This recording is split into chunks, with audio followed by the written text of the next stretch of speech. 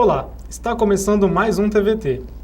Hoje, o tema que será discutido é a decisão recente do Supremo Tribunal Federal que aprova a união civil entre pessoas do mesmo sexo. Nossa equipe de reportagem foi às ruas para saber o que o povo pensa a respeito deste assunto. Vamos conferir.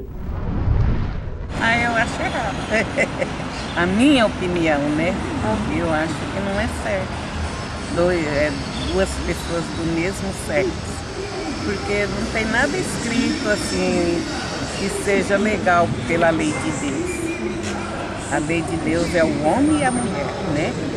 Não tem nada a ver assim, dois sexos. Mas hoje está tudo liberado, né?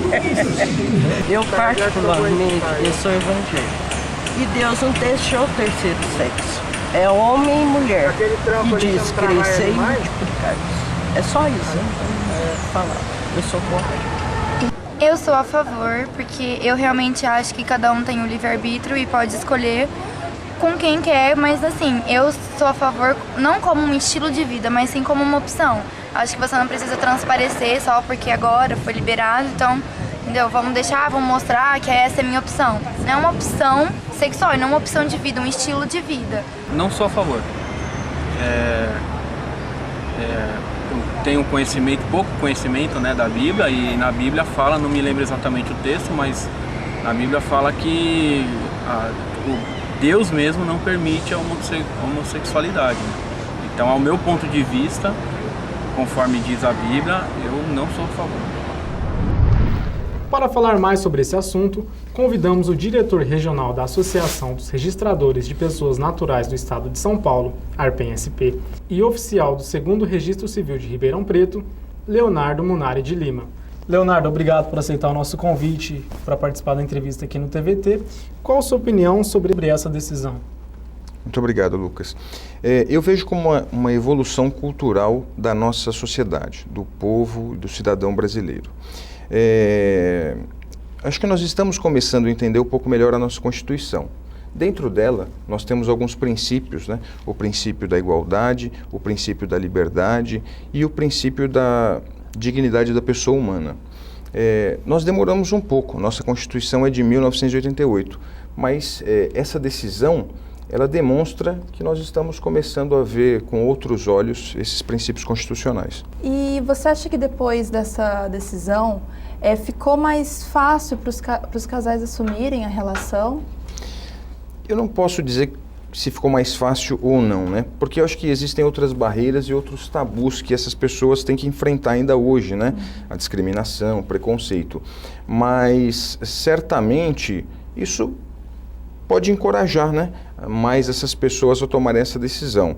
E se gradativamente nós evoluirmos mais e mais, certamente daqui a pouco a simples vontade de se unirem ou se casarem vai fazer com que elas possam, né, abrir o olho de manhã e falar, opa, vamos casar e pronto, né? Leonardo, é significativo o número de casais homossexuais no Brasil. Esse foi o motivo da decisão do STF? Veja só, toda decisão e todas as leis para que sejam realmente julgadas favoravelmente, né, ou criadas novas leis, há necessidade de um clamor social. Então, segundo o IBGE, no censo de 2010, hoje nós temos aproximadamente 60 mil casais homoafetivos. Nós temos também aproximadamente 18 milhões de homossexuais no Brasil. Só que nós temos também 37 milhões de casais heteroafetivos, né? Homens e mulheres. Se nós formos considerar os números absolutos, dá menos de 1% dos casais homoafetivos. Então eu acho que a gente não pode olhar simplesmente para os números, né?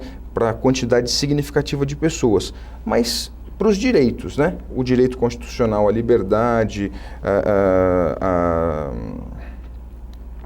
dignidade da pessoa humana, o princípio da igualdade entre homens e mulheres. Então, a discussão, nesse caso, é uma discussão de direito e não de números significativos ou não, né? A união homoafetiva sempre esteve presente na história da humanidade. Quais direitos os casais do mesmo sexo possuem no Brasil e qual que é a novidade dessa decisão do Poder Judiciário? Há 2, 3 anos atrás, as pessoas até viviam, né, como foi até divulgado no censo, em 2010 ainda não existia a união estável para pessoas do mesmo sexo ou o casamento entre pessoas do mesmo sexo. Mas elas tinham direitos. Só que elas tinham que perseguir o seu direito. Então, muitas vezes o casal mantinha uma união estável, um deles falecia, e para receber aquele benefício, ela tinha que ingressar na justiça, pedir eventualmente o direito a esse benefício, e aí então um juiz ia julgar e ia falar, sim, você tem direito ou não, você não tem direito. Isso poderia então subir, ir para outras instâncias, e era uma luta constante. Com essa decisão do STF, o que aconteceu? Essas pessoas hoje, os casais homoafetivos, eles podem manter uma união estável antes mesmo de pleitear algum direito. Então, como os casais heteroafetivos, eles podem simplesmente chegar um dia e falar, olha, vamos juntar nossas escovas de dente. E pronto, vão viver juntos e a partir de então eles já têm esses direitos garantidos. Se amanhã um deles falecer e o outro precisa pleitear algum direito à sucessão ou direito a algum benefício previdenciário, ele vai ter que juntar algumas provas, né, como é normal também para os casais heteroafetivos, então juntar uma escritura de união estável, juntar duas testemunhas que sabiam daquela união estável, e aí sim provar que viviam. Ou eles podem chegar em qualquer cartório e habilitar-se para o casamento. E a partir de então, com a certidão de casamento, vindo um deles a falecer, eles podem juntar aquela certidão de casamento e seguir o inventário. Então, a mudança foi essa. Antigamente, esse direito, essa união estável, ela vinha depois de uma ação judicial. Hoje ela já começou. Então, eles vivem em união estável e são casados. E aí eles podem, então, eles têm os mesmos direitos, né? A igualdade, né? A gente tem que voltar lá para a Constituição, direito igual para todo mundo, para o homem, para a mulher, dentro dessa relação, o homem com o homem ou a mulher com a mulher tem os mesmos direitos que o homem e a mulher. E mesmo acionando o Poder Judiciário, não era garantia da partilha de bens, né? Não era garantido, né? Isso ficava na mão do juiz, ele ia decidir se sim ou se não, né? Então corria-se o risco. Lógico, isso vai acontecer em qualquer situação, né? Mesmo numa união estável entre pessoas de sexos distintos, isso pode acontecer. Leonardo, um tema que vem sendo bastante discutido é a criminalização da homofobia. O que você pensa sobre isso? Esse é um tema difícil, né? Porque quando a gente fala de liberdade, de igualdade, como a gente vai criar uma lei que vai proteger um grupo? Se a gente está falando de igualdade e liberdade, dignidade da pessoa humana, a gente começa possivelmente a dar mais direito para um certo grupo, né? Então a gente tem que tomar um certo cuidado com essas discussões. Se nós vamos tratar todo mundo igual, então todo mundo tem que responder, se espancar uma pessoa na rua, pelo crime específico, né? De agressão, lesão corporal, se for o caso.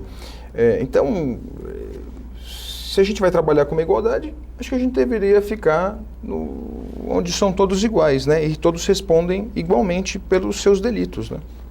Essa é a minha opinião. E dizer que a palavra casamento está ligada à religião é uma afirmativa correta? Esse tema também é um tema complicado porque se a gente pegar religião e casamento, isso vem lá da Idade Média, até muito antes disso, né? Mas essa mistura da religião com o casamento vem da Idade Média. Antigamente, o Estado e a Igreja eram uma coisa só. Os Estados, né? Os países, né? Hoje países, mas os Estados, eles tinham uma religião. Então, o sacramento do casamento nasceu daí. Mas a principal preocupação, né, das lideranças na época era poder controlar a prole, né? Eles regulavam o sexo e automaticamente a prole, os filhos, né? Então essa era a ideia desse sacramento. E não é diferente, né? Então as pessoas se casam para ter filhos. Depois disso veio a preocupação patrimonial, né? Então o casamento vinha regular relações patrimoniais também, regula a sucessão e assim foi evoluindo também. Agora, com a divisão do Estado e da Igreja, por exemplo, o Brasil quando passou de monarquia para a república, deixou de ser um Estado católico. Hoje ele é um Estado laico, ele não tem religião. Então, aí houveram umas divisões, mas algumas regras permaneceram. Então, a regra do casamento civil permaneceu. Naquela época, né, na época da monarquia, quem cuidava das certidões de casamento, quem cuidava das certidões de nascimento, era a igreja, não existia o cartório de registro civil. A igreja que ia lá e emitia uma certidão de batismo e tinha lá nos seus registros os batismos, os casamentos. Então, havia uma confusão entre Estado e igreja. Hoje não. Hoje existe o Estado e existe a igreja. A igreja faz o sacramento do casamento e o Estado tem o registro do casamento. E dali, então, ele vai tomar políticas públicas, etc. E então, o casamento é civil. A gente tem que fazer essa divisão da história. Então, a gente tem que encarar o casamento como um ato do direito civil. Então, basicamente, qual a diferença entre união estável e o casamento? A união estável é uma união de fato. E o casamento uma união de direito. Existe uma lei que regula o casamento com inúmeros artigos ali no Código Civil. E, é claro, existe também uma lei que regula a união estável, mas são poucos artigos e a ideia da união estável é que realmente seja uma união de fato. As pessoas um dia acordam e falam, olha, vamos juntar as escovas de dente, vamos morar junto e pronto. Então, a ideia era facilitar. Então, essa é uma das situações. Então, partindo daí, para que as pessoas passem a viver a união estável, há que exista simplesmente a vontade de viver juntos. Então, eles acordam, vamos morar juntos a partir de hoje. Lógico que com o ânimo de uma união contínua, duradoura e com o objetivo de construção de família. O casamento não, há uma formalidade toda por trás do casamento. As pessoas, elas têm que ter aptidão para o casamento, elas têm que ter idade para o casamento, elas têm que ter capacidade para o casamento. E para isso, elas têm que se habilitar junto a um cartório, elas vão apresentar documentos, vão ser afixados editais, esses editais vão ficar afixados por 15 dias, pode eventualmente aparecer alguma pessoa e dizer, olha, essa pessoa é casada, ele não pode se casar de novo, então ela pode opor impedimentos a esse casamento. Então ela passa por um processo formal para ver se essas pessoas realmente podem se casar. Na união estável, para as pessoas se separarem, né, para se extinguir essa união, eles simplesmente acordam um dia e falam assim, olha, acabou nosso relacionamento, eu vou para minha casa, você fica aqui na sua. Acabou. No casamento, não. Eles têm que entrar ou com uma ação de divórcio, ou eles hoje podem ir até um cartório de notas e lavrar uma escritura de divórcio, lógico, se não houver filhos menores. Então, existe uma formalidade também para isso. Vale lembrar que na união estável, a união estável, ela depende de provas, tanto do seu início como do seu fim, se isso acabar virando litígio, porque nem tudo são flores, né? Então, no final, às vezes, de uma união estável, as pessoas podem estar magoadas, e aí começa aquela disputa por bens, ou por qualquer outro motivo, né? As dores do coração. E isso pode também acabar no tribunal. Então, a dissolução da união estável pode acontecer judicialmente também. Então, ela pode ser um pouco mais formal, mas não necessariamente como tem que ser a dissolução do casamento. E só para finalizar, existe também a questão da diferença na sucessão. Um exemplo é que na sucessão, na união estável, se o casal não tiver bens comuns, né, se só existirem bens particulares, a pessoa que ficar, né, o sobrevivente, ele não é herdeiro. Já no casamento, se só houverem bens particulares a serem partilhados, o cônjuge sobrevivente, ele é herdeiro daquele que faleceu. Leonardo, infelizmente nosso tempo está chegando ao final. Muito obrigado pelos esclarecimentos no TVT de hoje. Acredito que tenha sido de grande valia, bem proveitoso para todas as pessoas que tenham assistido em casa.